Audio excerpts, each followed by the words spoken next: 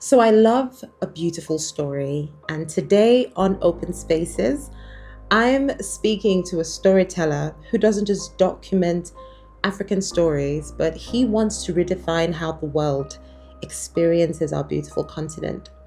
My guest on Open Spaces today is Joel Kachi Benson, a Nigerian documentary filmmaker and a journalist.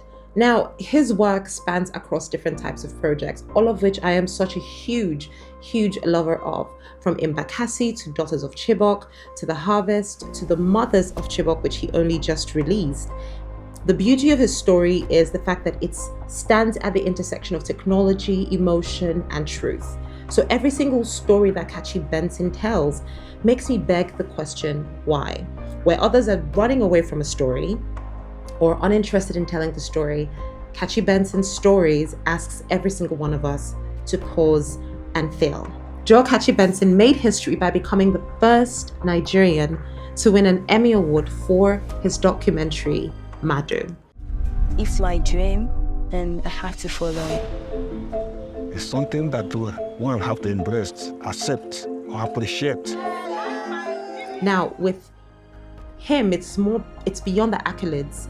It's more about impact. And that is why I'm so happy that I got to have this conversation with him. From daydreaming on the streets of Lagos, Nigeria, to global storytelling, I was asking him how, what, when, how did this all come together? If you have a dream and everything around you looks as though it is impossible for this dream to come true, there's nothing in your environment that speaks to who you want to be, and it just seems like some image you've created in your head, a figment of your imagination, I'm urging you to watch this episode, and I hope it inspires you as much as it inspired me. Don't forget to follow, like, and subscribe. This is Open Spaces with Kachi Offiah.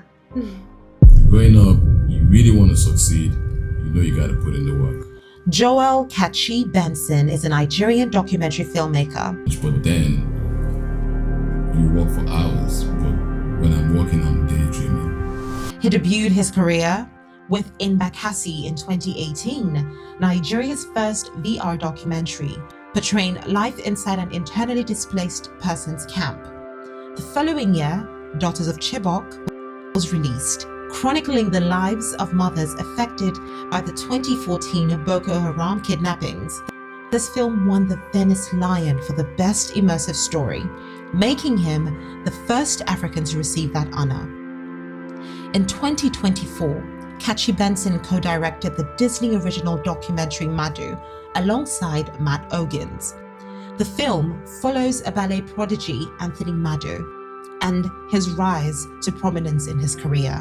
It premiered at the Santa Barbara International Film Festival and won the 2025 Emmy Award for the Outstanding Arts and Culture Documentary, Nigeria's first in that category.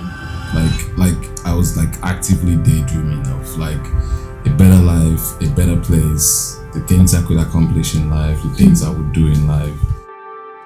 Today, Kachi Benson continues to produce impact-driven films such as Mothers of Chibok, which is a look at the mothers at the center of the Chibok story. Not just as the news the press has made them to be, but as the people that they truly are. And before you know, you're at your destination. So Isaac named it Rehoboth, which means open spaces.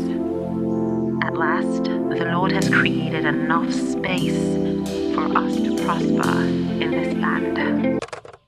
I am inspired by your ability to create the way you do, because it's so free. I don't know if that makes any sense. Right. So like I said, for the past couple of years, right, creativity for me had been hinged on something and someone. You understand? So hinging it to something that is inanimate. So when I didn't have that anymore, I felt so lost and I was so scared. I was like, oh my God, I cannot be creative anymore. I was so scared. I literally just went down like a slippery slope. And I started doing that. I did a lot of it. In fact, my entire home is filled up with different things. But this particular one is it's not great. I don't think it's I don't even know if it's a thing, but I find that it has so many elements to my personality. Water, fire, forest, and how God is just holding all these things together. And it just let me know, listen, your creativity needs to be hinged on something that is not a person or a thing, on something bigger than you. Would you say that is exactly how you're able to like create? When you think about your creativity, what does it mean to you? I don't give it a lot of thought. That's at all?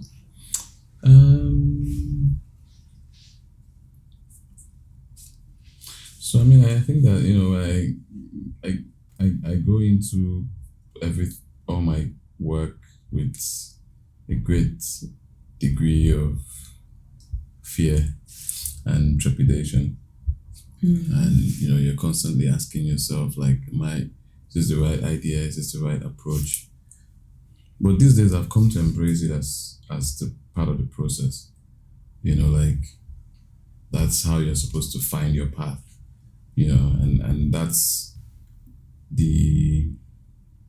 that sense of uncertainty and doubt is what makes you keep probing and keep searching until you find that thing like, okay, this is cool. And it's a process that is ongoing until you lock picture, but when you embrace it as part of the process, then it's no longer sort of like paralyzing. Doesn't freeze you as much. Yeah, it becomes even like a motivation to find out more. What more can I? How else can I find the answers or whatever? So, like, who were you before you became a documentary filmmaker? Because you weren't born making documentaries. No. Exactly. Who was I? Not like as a baby. Yeah. I think I was just like a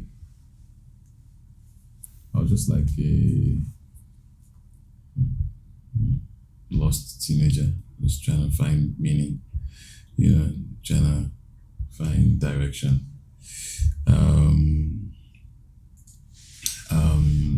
I just lost my mom,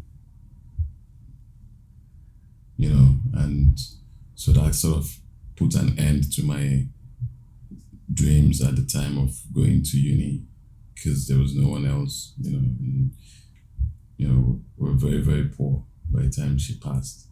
So, the question was like, so what happens now? What do you do with your life now? And it was uncertainty mixed with, a bit of, I don't want to say rage, but like maybe anger. Like I was also very angry because we didn't grow up poor in that sense, like my dad was kind of comfortable and all that kind of stuff. So it's not like this wasn't a life that I was very used to. But then not being able to get the things that I had as a younger kid, not being able to go to uni like, some of my classmates and all that kind of stuff was painful. But I guess, like, I don't know, the way people are wired, at the point of like, listen, man, you win or lose, it's on you, it's on you. You just have to find your path. And I remember one day a friend of mine at the time took me to a film set. And it always starts something like that, that kind of story. Yeah. We used to stay in Ijesha. So we trekked to Aguda. It's not very far from Ijesha. Like how many minutes? Just for context. Maybe a 20-minute walk. And that's not far. We've done 1 hour walks now, 2 hour walks. Okay. Proper. So then, now I think it's something that is still with me till today.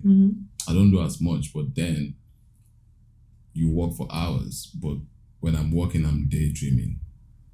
Are your eyes open? My eyes are open, but I'm dreaming of like I was like actively daydreaming of like a better life, a better place, the things I could accomplish in life, the things I would do in life.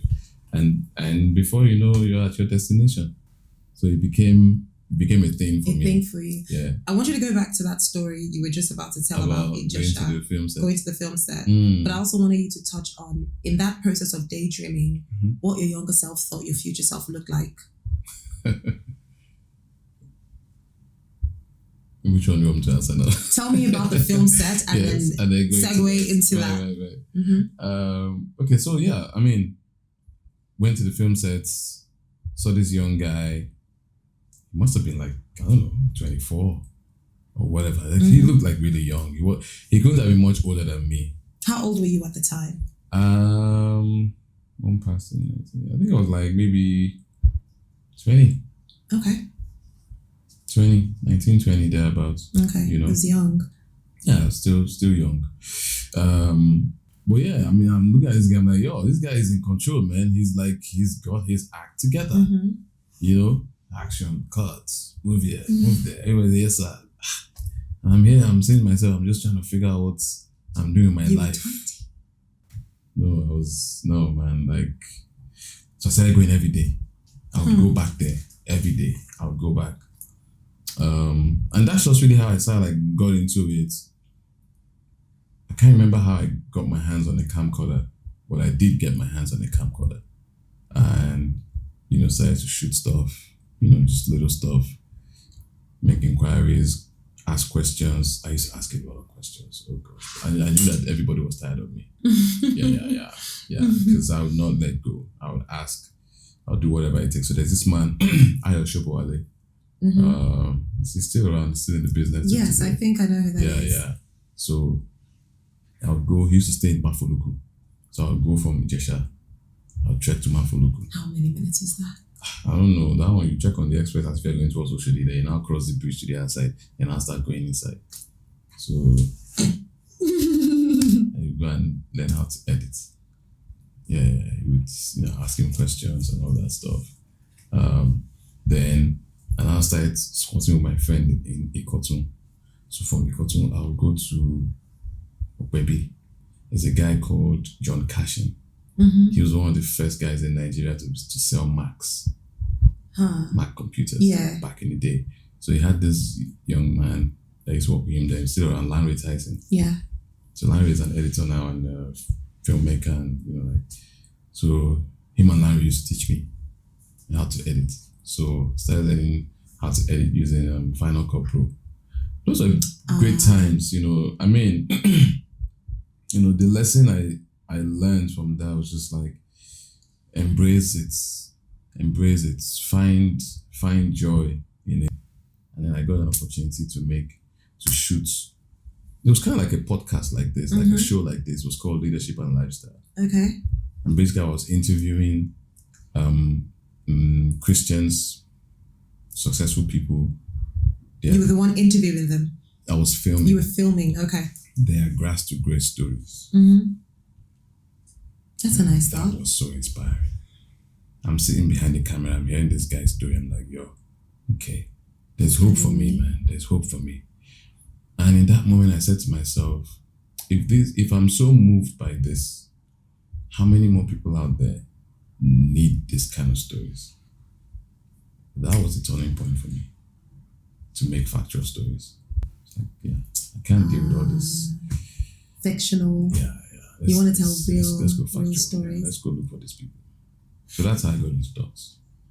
That is so interesting because I'm hearing your story and I'm comparing that to the world we're in today. I mean, you've spoken about all the places you had to trek to. There's this notion that why the success doesn't need to come from a place of hardship all the time. That it can be easy and you can still end up successful. Yeah. Do you agree with that notion, or do you feel like there's a place of hard work and sacrifice that must happen for success to happen?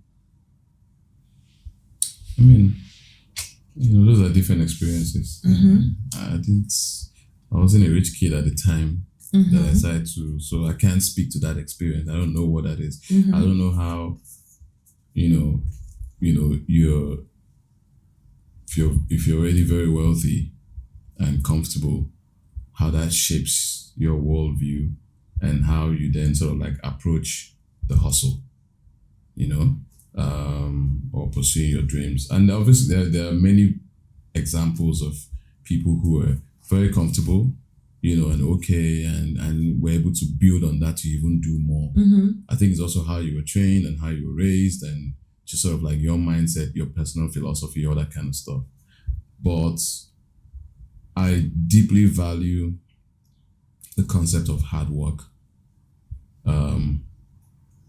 But like not hard work in like manual labor. Manual labor and all that. Just like stressing yourself. But I mean like just like the value of diligence and consistency and believing in something even when nobody else around you believes in it.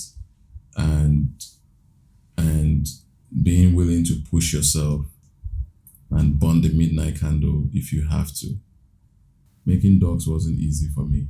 I was going to come to that because it's not comfortable. How do you find these people? I can only imagine. Documentary is not easy. So choosing truth over comfort is what I would call it. Like what drove you to say, despite how hard it is, sometimes it could even be very, very expensive because you're going to places, you're staying longer because you don't know how it's going to pan out at the end of the day. You don't even know if you're going to get a yes. So what sustained you in that choice? How I felt. How did you feel? Happy and fulfilled telling this kind of stories. And that was more important to me than anything else. It was less about, I used to have big wahala with my closest friends then about like how I spend money on production. Yeah. They would give me 200K to make a job. I would spend 210. I enter basically on top of the matter because I just want to do it well. And for me, the joy was being able to do something that moves people, and someone watches it and they're like, oh wow, I'm so inspired. Yeah. That, for me, I'm good. What was the first story that changed your life? The first factual story you made that just changed you and made you know that I am exactly where I am meant to be? First factual story. It could be it doesn't have to be the first story actually told. You get me? But this one that this one changed my life. Yeah. I mean, there was this story that I did. Of course, I would do it very differently now. But it was a story that I made about this girl who had been, sexually assaulted, and in the process got pregnant, had a baby, and then, tried to get rid of the baby, tried to kill the baby. After having the baby? Yes. When she was young, I don't know, probably had a mental breakdown or something. So it was a story that I did for an orphanage, Little Saints Orphanage. And we sort of told the story of the orphanage through the experience of this girl and how this baby was rescued and all of that stuff. And it was such an interesting, and I guess you could say like a life-changing moment for me because, you really see the power of story. That was the first time my film was accepted into a film festival outside of Nigeria. And I was invited and I went and did a Q&A, and you see your stuff on the big screen and people are asking questions and they want to know more. And you realize that your films can be a window into a place, into a world that people probably never thought existed, and they want to know more. That was interesting. But you see, with documentary filmmaking, for a lot of people who are trying to go into the space, or even just diving into a space that is not common, right? There is that fear of, can this sustain me emotionally? Can this sustain me financially? Because, there's a rule book. You release a project, you do the marketing rounds, you make sure you have a personal brand, and all these things cost money. So when you say you do it because you are happy, how does that now sustain you? Is the happiness enough is what I'm trying to say? Happiness is enough now. How much do you need to be happy? Maybe enough to be able to say that you can pay $10,000 to have someone do a personal brand, create a personal brand for you. That's what's worrying you now. You understand what I mean? Like, and maybe because I also deal with a lot of like really simple people whose needs is just, man, let me just eat now and have a roof over my head. It sort of grounds you. It grounds you big time. And I've the bulk of my filming experience has been, in the trenches, I've shot in IDP camps, I've shot in villages, shot in the poorest places, and I've seen people live those lives with so much dignity and so much sense of pride. It makes you feel quite silly in your big Land Cruiser because the guy in the village is just happy. And the thing that he wants, and at the end of the day, look, man, we're all human. At the most basic level, we all want the same thing. Now, I'm not saying that having a fancy house, you understand me, having a nice car is bad. But what I'm saying is that when you go into something like this, the motivation should be deeper than just, I want to live a nice life. Because if that is the motivation, then you're going to burn out. Yeah. I agree. I can definitely relate to that burnout. Yeah, because it never gets enough now. You keep on trying to fill it and it's never going to be enough. Yeah, these guys, they have an agenda. You buy a car today, there's a new one coming out in less than a year. Wait, now next year there's a new iPhone coming out. Everyone's going to be going crazy. So, you understand what I mean? Yeah. Meanwhile, there's a guy who's using his Nokia 3310 and it's fine. He's making phone calls, he's receiving phone calls.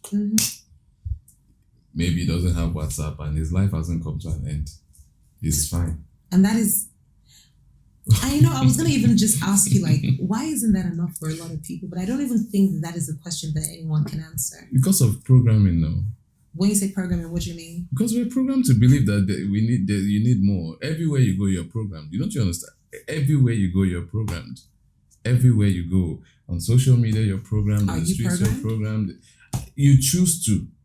You understand what I mean? That's why one of the things that I like to say is that we all have to have our individual definitions of contentment.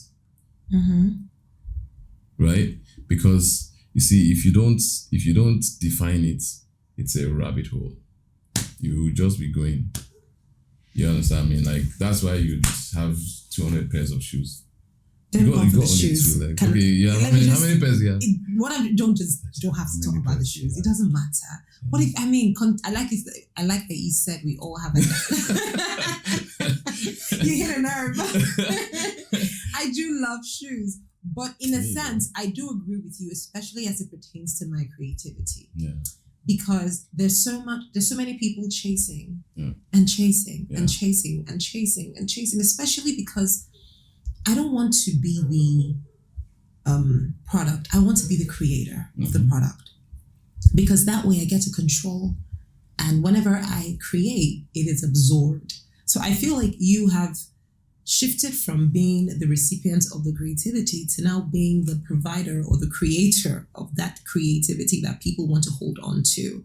So how did you make, I don't even know that you know when you made that moment of shift from being the product to being the creator, meaning that, like you rightly just said, you can choose to be programmed. So you've chosen that you're not going to be programmed. You're going to release at the time, and you're going to release at the pace and at the story you want to tell. Yeah. How do you do that? How are you not programmable? No. I think saying that I'm not programmable would be a bit pompous of me. And I know what did I tell you when you first came here? That's what you have a way of just being modest in your way. So please do not be modest, because no, I'm not being modest. I'm just saying that I can't say I'm not programmable. That's a bit presumptuous. What do you do that is what everybody? Tell me one thing that you would say peer pressure happened to you and you did this, because that's really just what all of this is. It's just peer pressure. You just want to continue to overdo the next person. Tell me what peer pressure has made you do. Yeah, what you've done out of peer pressure, what you've done out of the world's definition of success, not necessarily yours, or the world's definition of contentment, not necessarily yours. I have to think.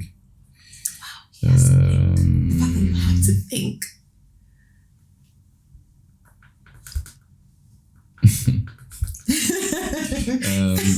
No, you scratching. So shall we go back to how I said you're not, or do you want to continue to think about the answer to that question? How I said you should not do what? How I said you are not programmable, then you said that. No. Tell me what you did out of peer pressure. No. If I think hard, maybe I'll find one or two things that I'm like, okay, yeah, because someone said this. I mean, there have been times when, for instance, maybe, I bought something. When was the last time you bought something that you only, for instance, I can tell you for free.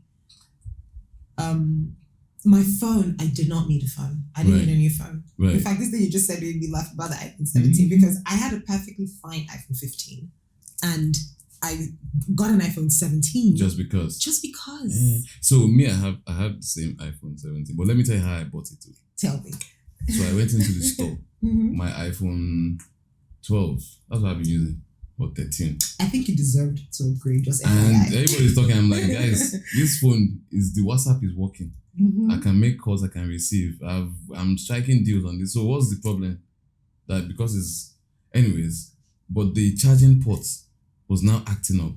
It was acting up, and the battery was running down. Yeah. Like, okay, you know what? I'm going to Germany. I'm going for a film festival. I'm going to go into the iStore and figure out how to fix it. I went to the iStore to fix the phone. So I get into the iStore.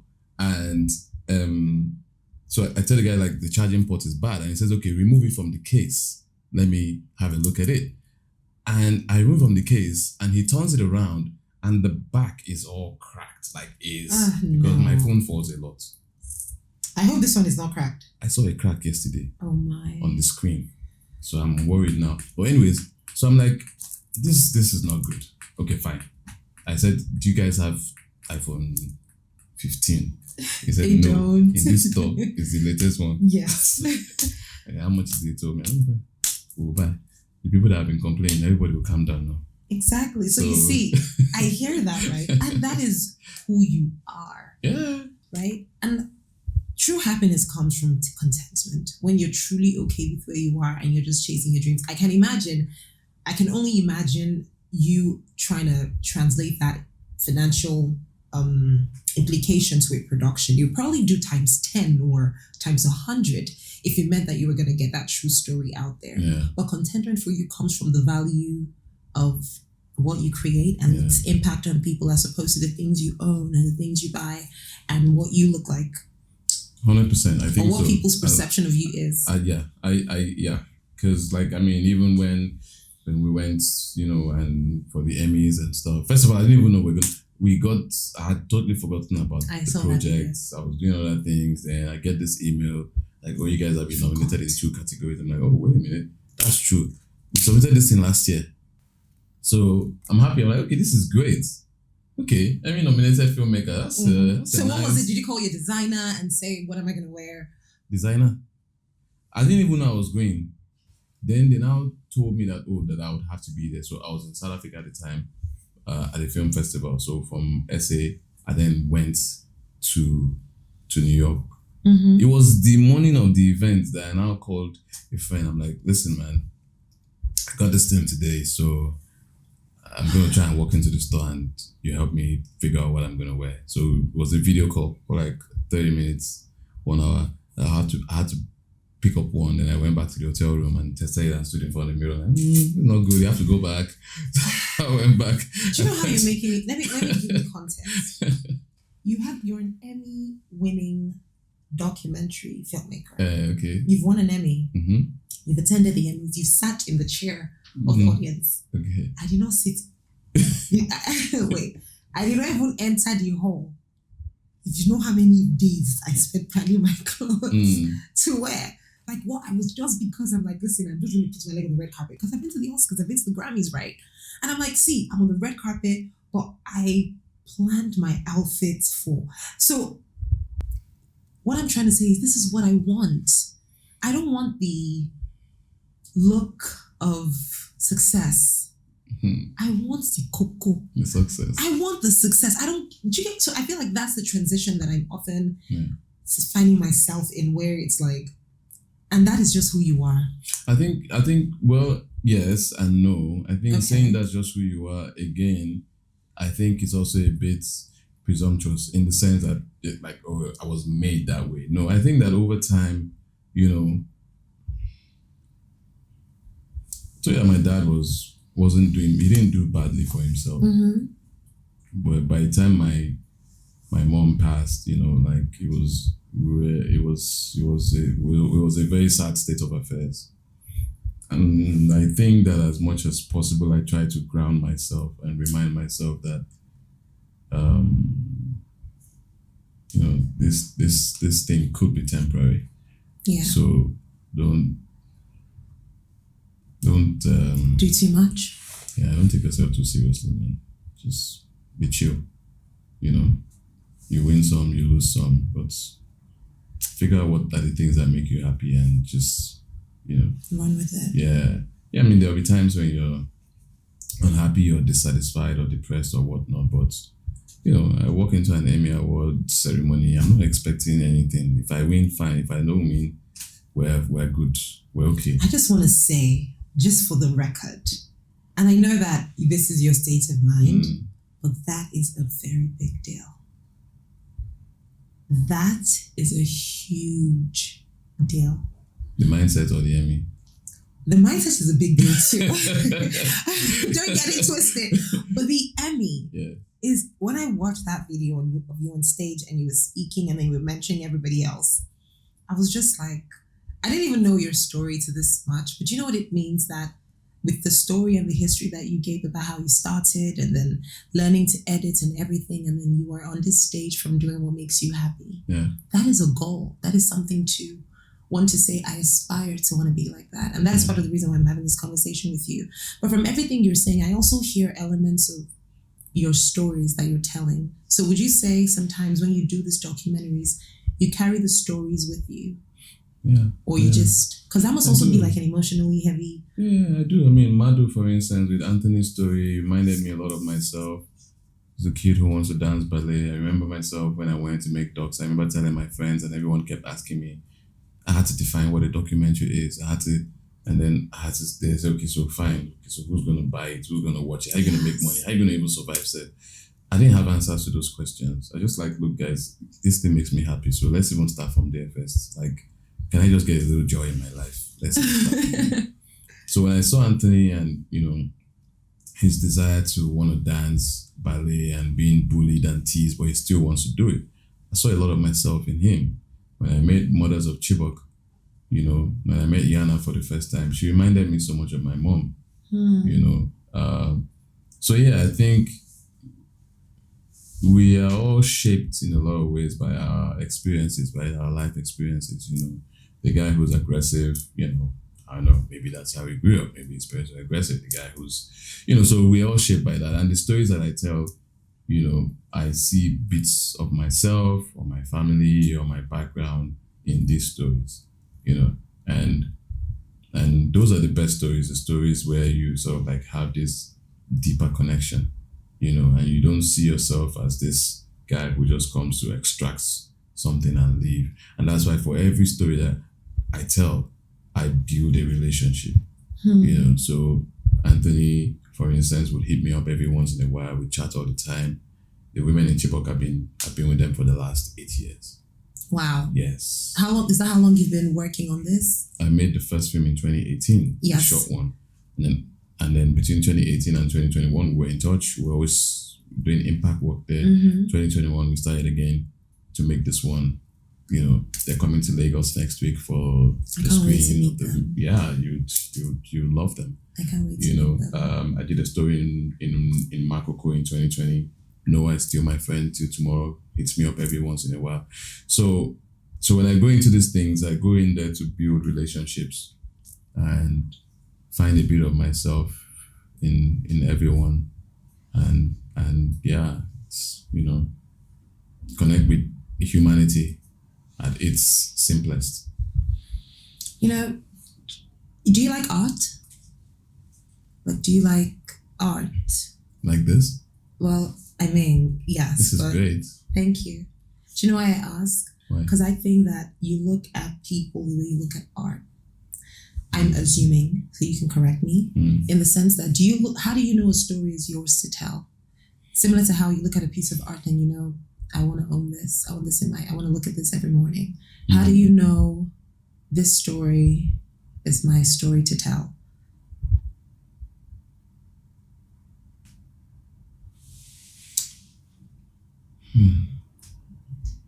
I think, it always starts with a conversation. You start to talk and because I like to engage in, I'm very curious about people, like what drives you, what motivates you, what's your dream, what are you looking for, what do you want, what makes you happy, and as people start to share, the more I see myself or my wants or my desires in what they're saying, the more I feel like, this is something I want to be a part of. And remember, actually, for me, storytelling is also about, it's how I engage with the world, or how I go back and engage with the world. Mm-hmm. And so sometimes I hear a story and I'll be like, oh wow, the world needs to exactly hear and this. I'm like, you know what, let's do it. So sometimes I find the story, sometimes the stories find me. The stories find you. Yes. So would you say that looking back at that, you never told me about what you used to daydream, by the way, when you used to take those long walks and you'd say you daydream. So who did you used to daydream about? Who was the person that you used to actually daydream about? I daydream about everything, man. Like just whatever that definition of success is, like. Give me one scenario if you don't mind. Like, what is it? I know what I daydream about, definitely, but sometimes it's a little too much fairy tale-y. You understand? Yeah, my daydreaming is just things that I feel like I can't really wrap my head around how I'm gonna get, because it just doesn't look like I don't mind it. Give you an example. I honestly daydream about like a full family, Okay. like husband, child, mother. Okay. I daydream about that because I Child, feel not like children. children. Okay. Yeah. Again, daydreaming, right? I daydream about like being somebody's wife and being a Is that mom. impossible? It's not like it's impossible, right? But I have a lot of questions around the whole, husband. I understand having a partner, but the idea of this is someone that you're going to trust completely and wholeheartedly, and you're going to be a team and you're going to do life together. Being a mom, yeah, that's a part that I can definitely relate to. Even sitting here right now, I could be a mom tomorrow. Or could I be a wife tomorrow? I don't know. So I daydream about things that I'm like, what would this be like? But I don't know how it's going to happen, or if it's going to happen, or when it's going to happen. But it's just a curious thought for me. Right. Well, I mean, you won't know until you try. That's the point. That's why you daydream. You try in your mind. So what was daydreaming for? What was daydreaming for you? I mean, it was everything. It was living in a nice house. Aha. It was, having a nice car. Mm-hmm. So I daydreamed a lot about going to film school. Did you? I never quite did until much later, but I did Daydream about that. Oh, yes. What is the most fickle thing you daydreamed about? Because you seem to just be all about the work.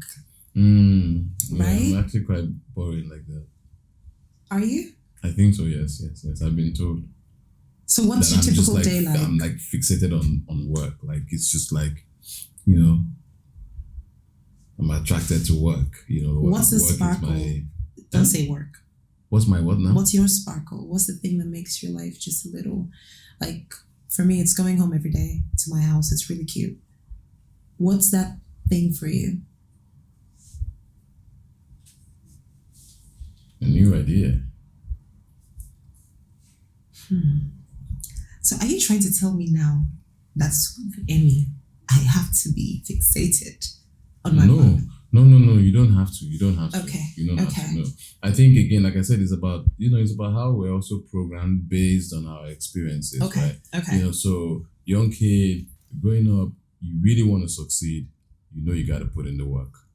You don't want to get distracted by going to parties and having fun with every other person because everybody's running their race, man. They have their parents, so you don't have anybody. True. So you best, focus on be smart, be wise. What has this journey, because you said because I agree with you, right, on the whole being fixated and focus. Everyone has their own journey. If you want to go do whatever you want to do it if you feel like it's going to get you to where you need to get to. But also, like I talked about sacrifice earlier, for the place you've gotten to, I imagine there are parts of you that you've had to shed. So you could get to where you wanted to go to because you already had this idea in your head. So what has this journey required you to let go of? I think in a lot of ways,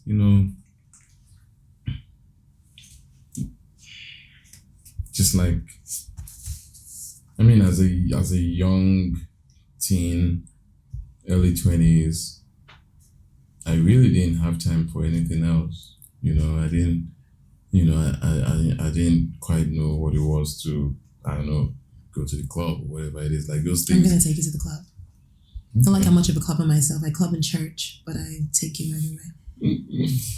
So even, even if I find myself in a club now, I'm just like people watching. I'm sitting at the back and just looking at people just dance and whatever.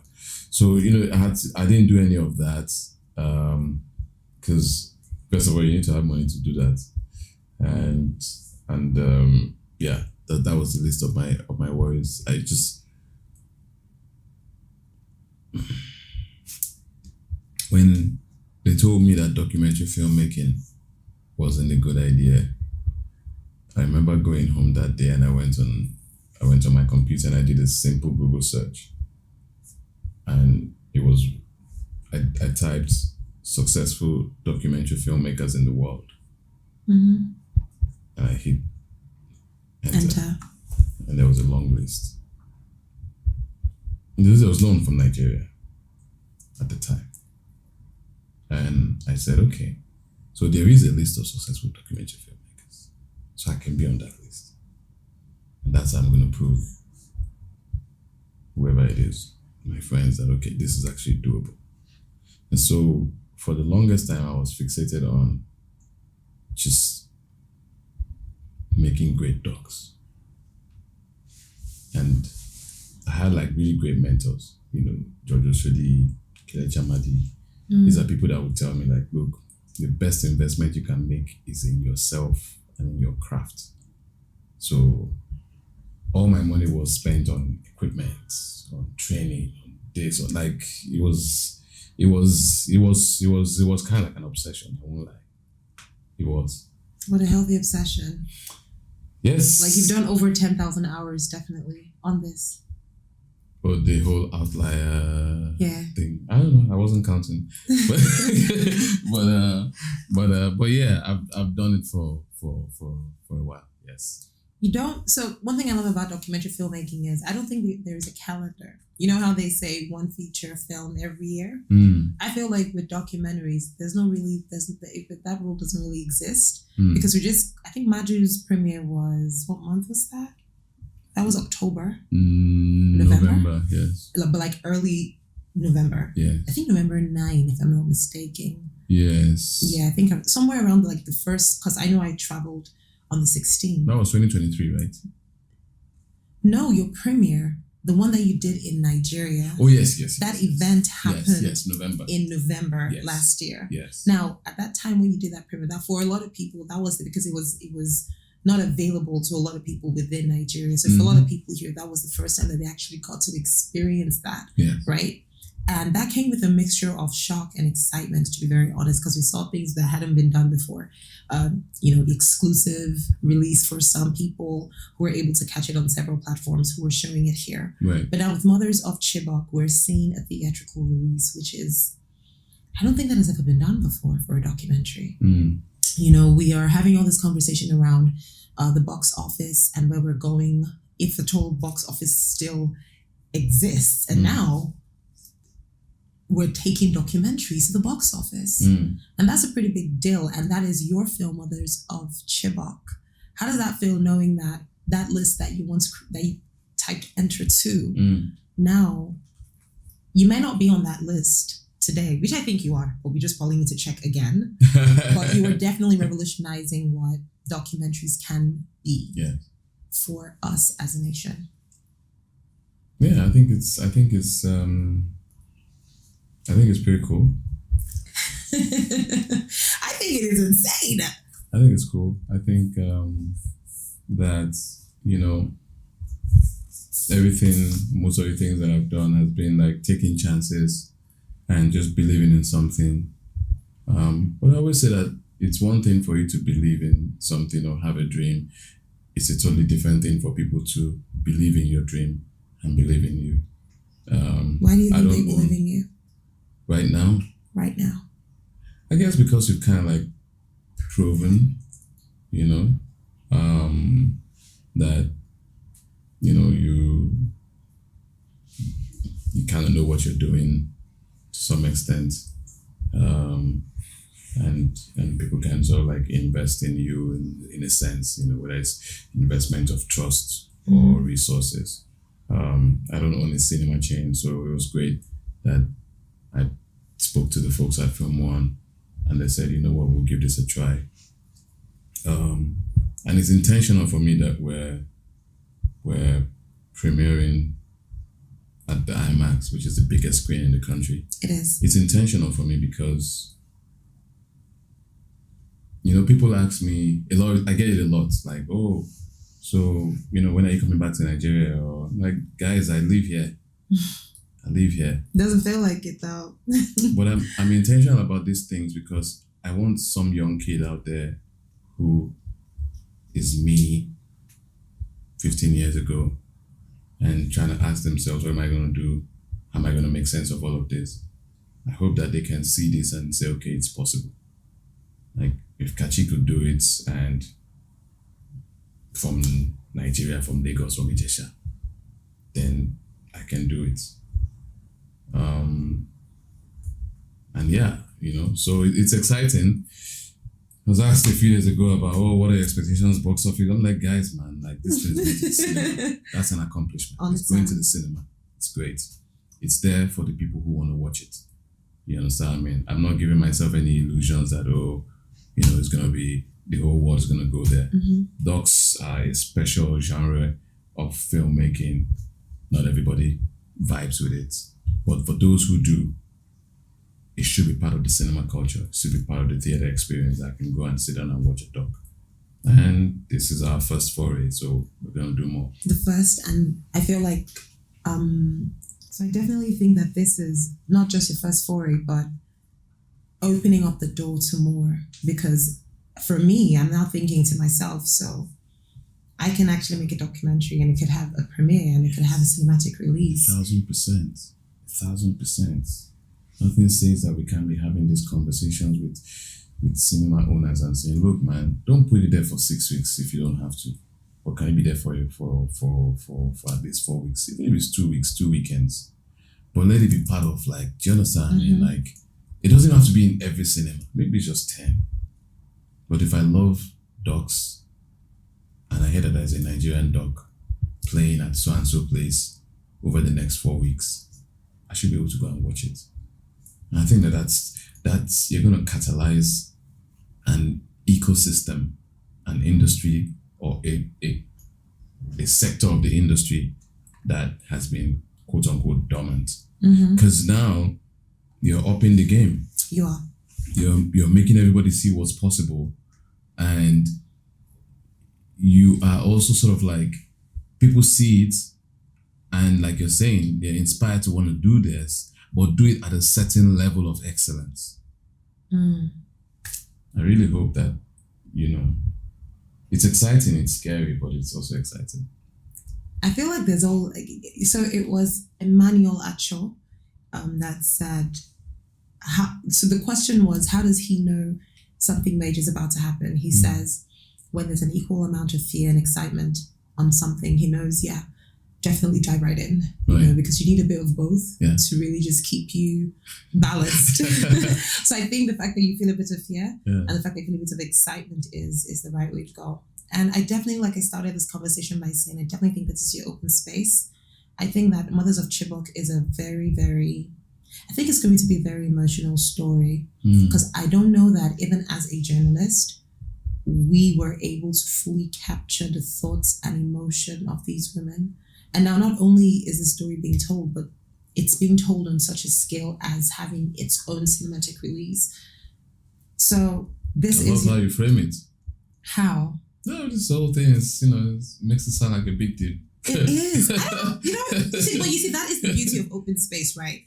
It's not a big deal to you.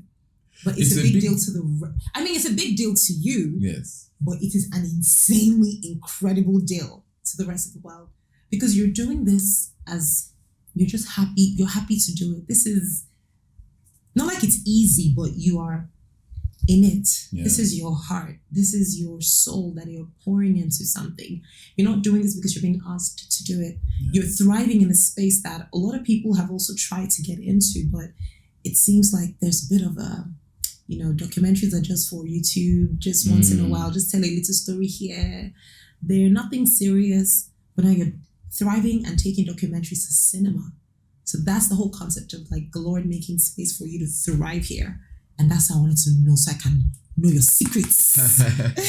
Well, just go out there and do it. But yeah, I think with Mothers of Chibok, I think that what people are going to see is a side to these women that they've not seen before. Is there any moment where you were looking at that story and you just, like, your heart couldn't take it anymore? No. Because I had an agenda from the beginning. Which was? I need to frame these women as humans, not headlines. That is so punchy. Yeah, because because that's all they've been to. Yeah, it's just headlines, man. Headlines. Just headlines. Really, and so that I just found that ridiculous. I'm like, and the fact that I've spent so much time with them, I've seen their full humanity. I'm like, nah, man, this is a joke. Somebody has to make a story. I'm like, okay, if no one is gonna do it, then I have to go and do it. I remember calling someone that I trust so much. And I called her, I said, like, look, I want to go to Chibok and make another film. What was the reaction? She was like, Kachi, no. Can't you direct from afar? Can't you direct? I said, no, I can't. I have to be there. Because I had an incident, like a few a years prior. Breach? Yeah, like where, I was, it was kidnapped and held for she was like, no man, you can't put yourself in that kind of situation again. Like what, like why? And Actually, I was like listen, you know what, out of respect I was like, okay, no problem man. I'll think about it. So I then hit up someone else, her friend, and I said to her, hey look, this is what Doc said, what do you think? And like, what's your heart telling you? I said, I want to go. I said, then go. We did the first trip, we came back, did the second weekend. We ended up making 20 trips over a 2.5 year period to make this film. And I think it's one of the most beautiful things I've done, and we got some really incredible surprises along the way. Are they in the film? Oh yeah.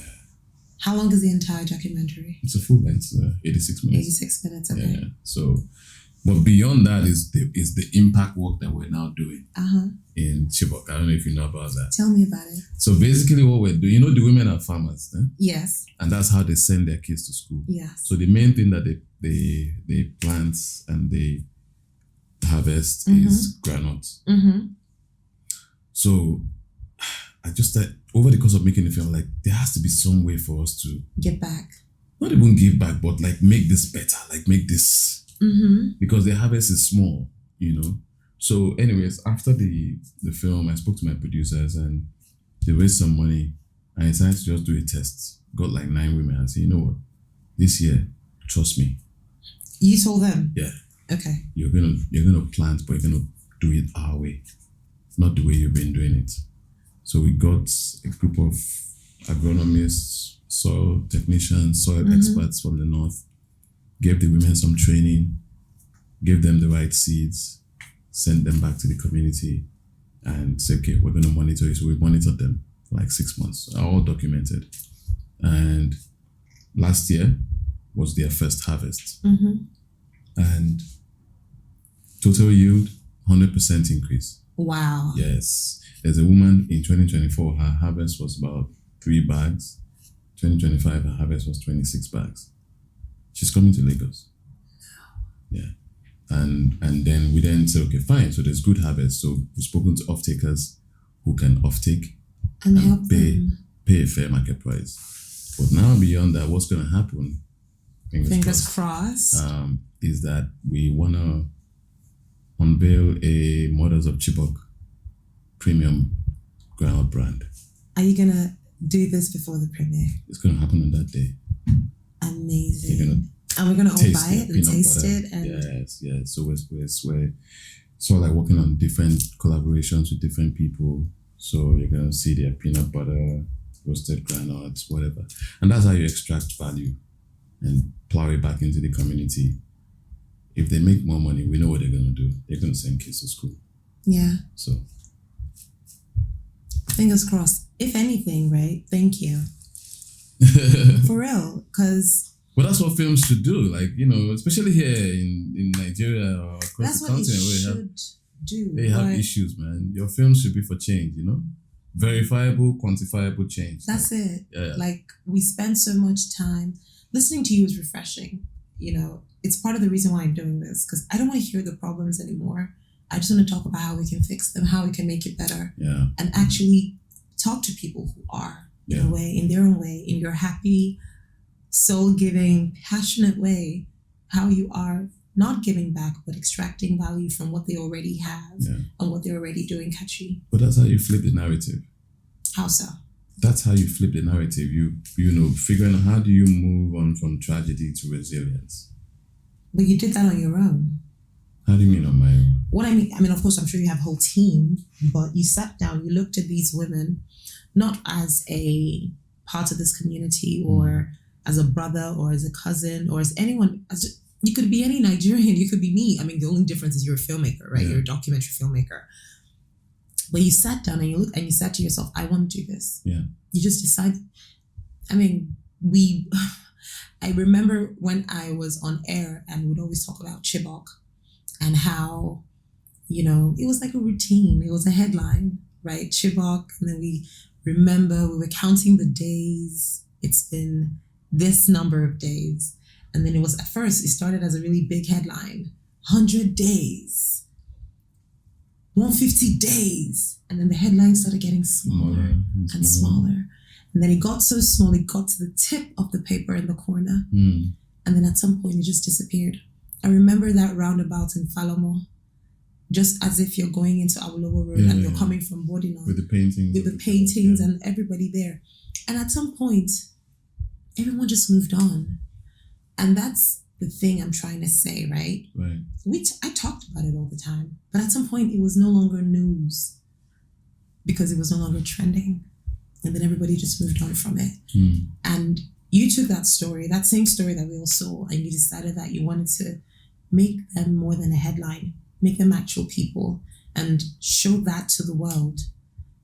And I think even not on a personal level, even for a branding level, as people, as Nigerians, as who we are, as individuals, that is important to see. It's good to know what even happened. How did they move on? Did they even move on? Did they stop going out? Because I don't know. So for me, that's why I'm saying, this is what it should be. But then again, your why is very, very, very important. And that's another thing I'm taking from this. Because your why is your why. For a lot of people, by the time they look at the story and then they come juxtapose that with their own why, it might not be the same. And that might not be motivation enough to want to go tell the story. Yeah. So I'm grateful that you are Kachi Benson, my namesake. Thank you. Yes. Do you have any other name? Joel. So Joel Benson. Because for the purpose of the podcast, I don't know if there can be two Kachis. What do you mean? I'm Kachi. Yeah. Okay. Yeah. Joel Kachi Benson. Joel Kachi Benson. Joel. Yeah. Benson. I have friends who still call me Joel. So. No, but I'm happy to call you Kachi though. Yeah. It's nice to be your namesake. And thank you for telling this story and being so iconic. And I hope that you know, I know you know that you are iconic. I don't know about that, but that's fine. I think you are very iconic. Thank you. Incredibly iconic with your storytelling. Thank you. You're welcome. Thank you. Hopefully we'll share more. We will, and we will be at that premiere. Yes. I can't wait to show up. I will, and I'm going to speak to those women and look forward to telling that story. Oh yeah, as well. sure. Mariam is going to be there. Yana is going to be there. Lydia is going to be there. So it's going to be really cool. Just before I let you go, what would, and I know this is like, you probably have answered this, I'm sure it shouldn't be so much of a thing, Yes. but what would you say to that, guy? Mm-hmm.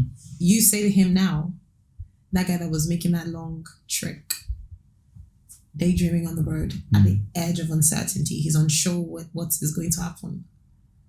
You being you today, what would you say to him? Just find that thing that you believe in and just keep doing it. Time is your best friend. Just keep doing it. Yeah.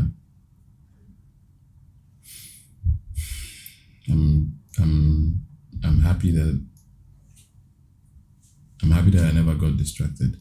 I'm happy that I never let go, even though it was tough many times, and there were times when I wasn't making any money and I would ask myself questions, but I always understood what my original impetus was, and that stayed with me. So I'll tell him, find that thing you believe in and stick with it.